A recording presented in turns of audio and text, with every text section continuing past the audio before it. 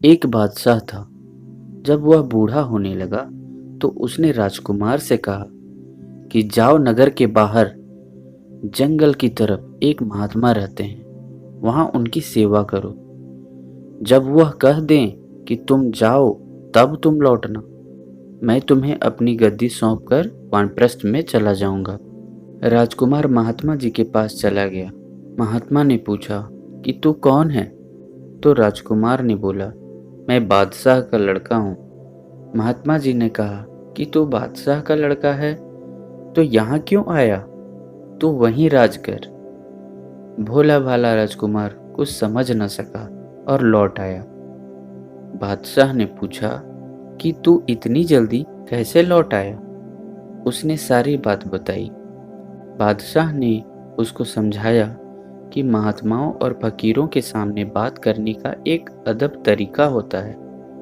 तो फिर जा, और जब वह पूछे कि तू कौन है, क्यों आया है, तो कहना, मैं आपका बंदा हूँ और आपकी खिदमत, आपकी सेवा करने के लिए आया हूँ। तो उनकी सारी खिदमत दिलो जान से करना। जब वो कहें कि अब जाओ, तभी लौटना। अब तू वापस जाओ।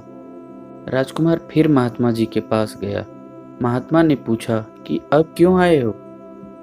तो उसने कहा, मैं आपका बंदा हूँ, आपकी खिदमत, आपकी सेवा में आया हूँ। महात्मा जी ने कहा, ठीक है, कर खिदमत। राजकुमार महात्मा जी के पास रहकर हर तरह की छोटी बड़ी सेवाएं करने लगा। 6-7 महीने बीत गए। महात्मा जी ने राजकुमार को बुलाया और कहा कि जा, तू लौट जा और राज्य कर, लेकिन ये न समझना कि राज्य मेरा है। तुझे केवल काम करना है। ऐसा करेगा तभी तू रियाया को खुश रख सकेगा।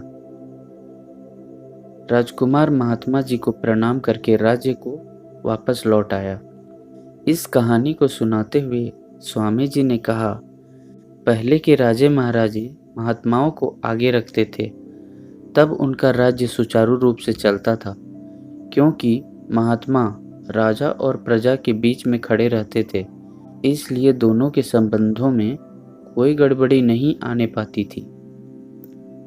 जय गुरुदेव।